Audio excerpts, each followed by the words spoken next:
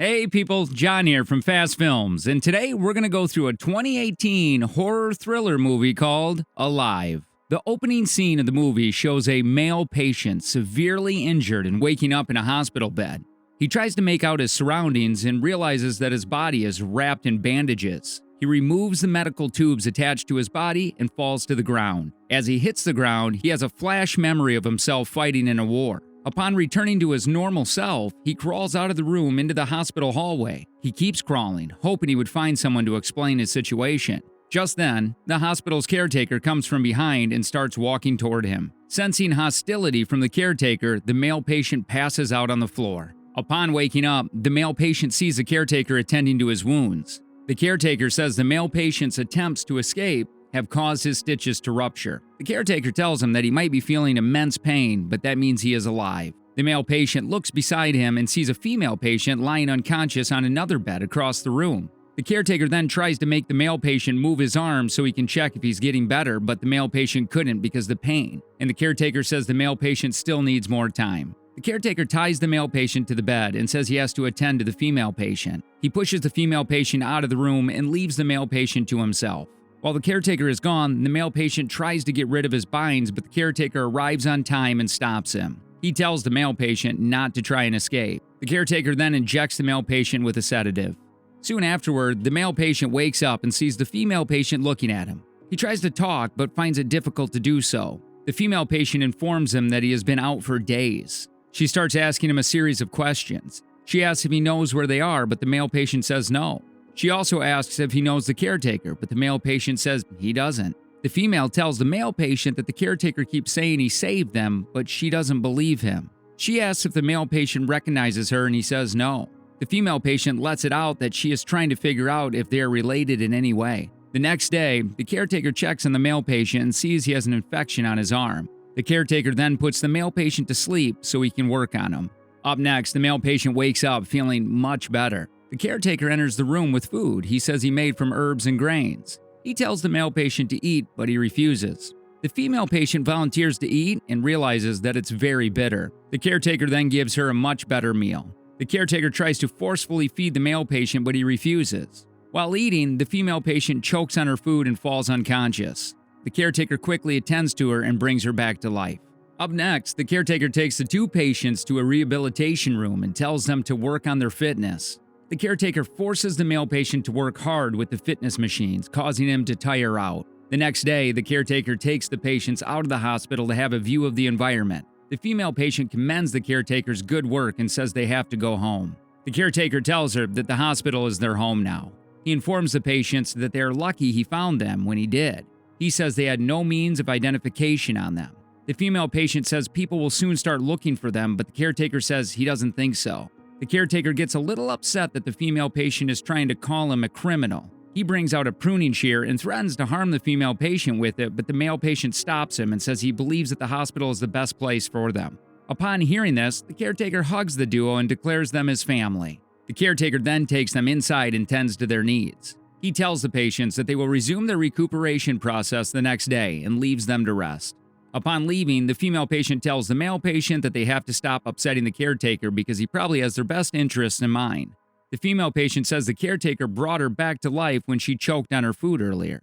She then says anytime she closes her eyes, she sees images of herself with her children. She asks if the male patient remembers anything about himself, and he says no. As the conversation goes on, the male patient tells the female patient that he is not ready to stay at the hospital. He offers the female patient the opportunity to escape with him, and she accepts. The next day, the caretaker comes into the room and starts the daily observation. He tells the patients that all he wants from them is their cooperation, but all he's gotten is cold treatment for saving their lives. He starts feeding the male patient and he starts choking in the process, but he doesn't stop. Shortly afterward, the caretaker takes the duo to the bathroom to freshen up. While lying in the bathtub, the male patient starts suffering from a seizure and the caretaker injects him with the substance. He then leaves the bathroom to get more medical aids for the male patient. Upon leaving the room, the male patient gets up and gets dressed. The female patient gives him support and the duo decide it's time to escape. While trying to find their way through the hospital, the caretaker informs them with the help of the PA that there is no escape for them. He says the hospital is like a maze and they'll never find their way out. Just then, the female patient remembers a memory that shows her daughter. She breaks down in tears, but the male patient tells her that they need to escape first if she is to see her daughter. Seconds later, the duo goes through a door and ends up in a room filled with gory pictures hanging on the wall. They get scared and try to run, but they run into the caretaker and he captures them. He then ties a male patient to a bed and starts interrogating the female patient. He asks her about the male patient, and the female patient says the male patient always plots to escape from the hospital. The caretaker says he is disappointed that the female patient tries to escape too.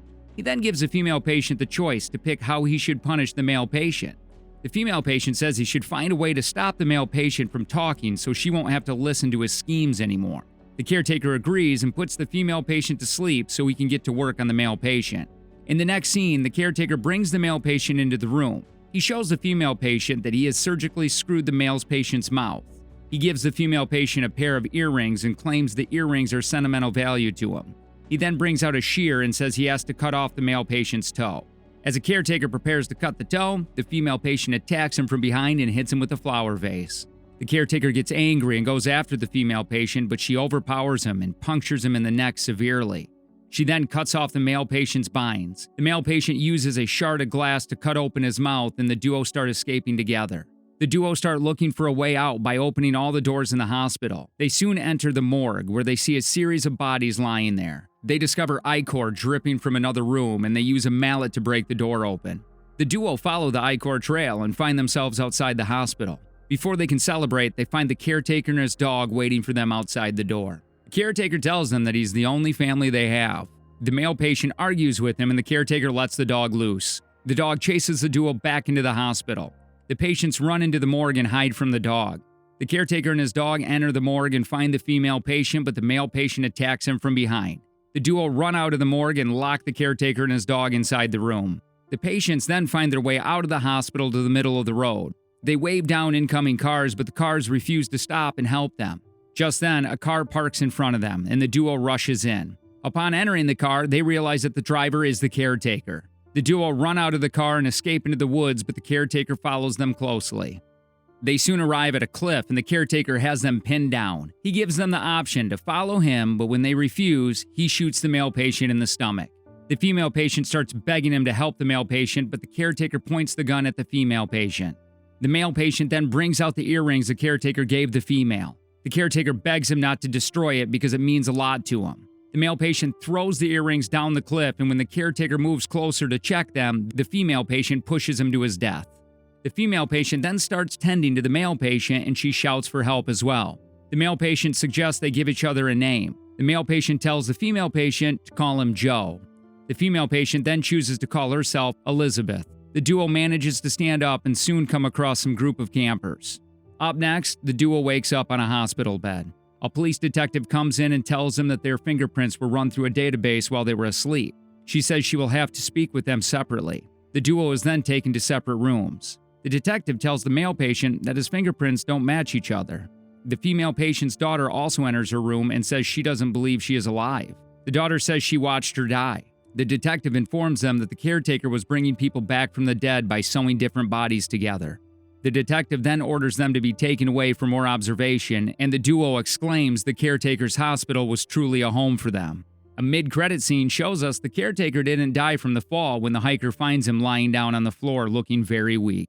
Thanks for watching, guys.